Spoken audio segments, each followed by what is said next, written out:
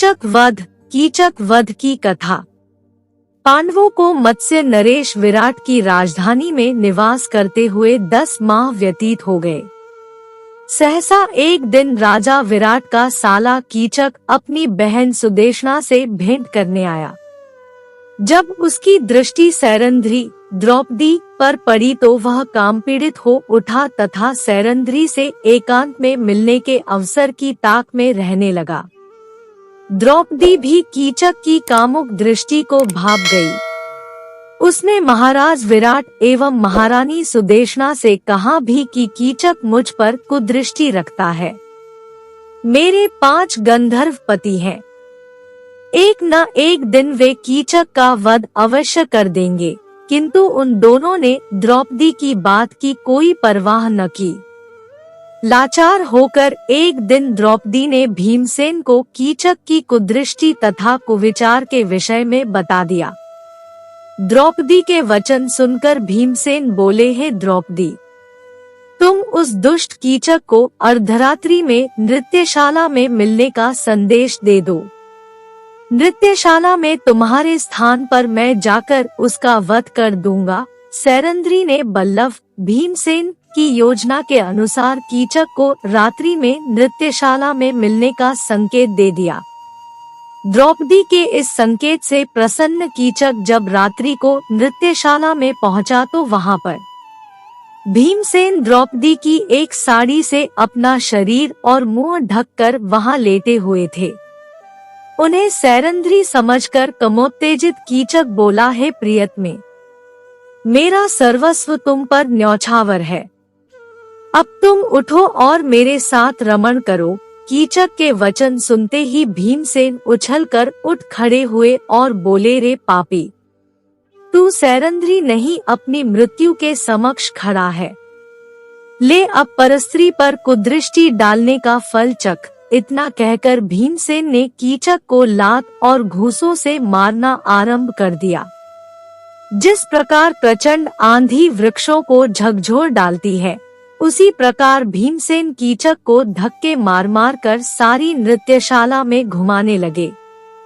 अनेक बार उसे घुमा घुमा कर पृथ्वी पर पटकने के बाद अपनी भुजाओं से उसकी गर्दन को मरोड़कर उसे पशु की मौत मार डाला।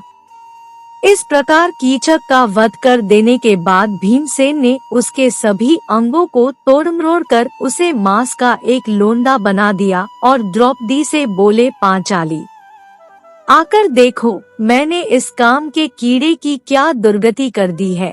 उसकी उस दुर्गति को देखकर द्रौपदी को अत्यंत संतोष प्राप्त हुआ। फिर बल्लभ और सैरंध्री चुपचाप अपने अपने स्थानों में जाकर सो गए। प्रातःकाल जब कीचक के वध का समाचार सबको मिला तो महारानी सुदेशना, राजा विराट तथा कीचक के अन्य भाई आदि विलाप करने लगे। जब कीचक के शव को अंत्येष्टि के लिए ले जाया जाने लगा तो द्रौपदी ने राजा विराट से कहा, इसे मुझ पर कुदृष्टि रखने का फल मिल गया। अवश्य ही मेरे गंधर्व पतियों ने इसकी यह दुर्दशा की है। द्रौपदी के वचन सुनकर कीचक के भाइयों ने क्रोधित होकर कहा, हमारे अत्यंत बलवान भाई की मृत्यु इसी सैरंध्री के कारण हुई है। अतः इसे भी कीचक की चिता के साथ जला देना चाहिए। इतना कहकर उन्होंने द्रौपदी को जबरदस्ती कीचक की अर्थी के साथ बांध लिया और श्मशान की ओर ले जाने लगे। कंक, बल्लभ, वृहन्नला, तंतिपाल तथा ग्रांथिक के रूप में वहां उपस्थित पांडवों से द्रौपदी की यह दुर्दशा देखी नहीं जा रही थी, किंतु अज्ञातवास के कारण वे स्वयं को प्रकट भी नहीं कर सकते थे। इसलिए भीमसेन चुपके से परकोटे को लांघकर श्मशान की ओर दौड़ पड़े और रास्ते में कीचड़ तथा मिट्टी का सारे अंगों पर लेप कर लिया। फिर एक विशाल वृक्ष को उखाड़कर कीचक के भाइयों पर टूट पड़े और उनमें से कितनों को ही भीमसेन ने मार डाला। जो शेष बचे वे अपना प्राण बचाकर भाग निकले। इसके बाद भीमसेन ने द्रौपदी को सांत्वना देकर महल में भेज दिया और स्वयं नहा धोकर दूसरे रास्ते से अपने स्थान में लौट आए। कीचक तथा उसके भाइयों का वध होते देखकर राजा विराट सहित सभी लोग द्रौपदी से भयभीत रहने लगे।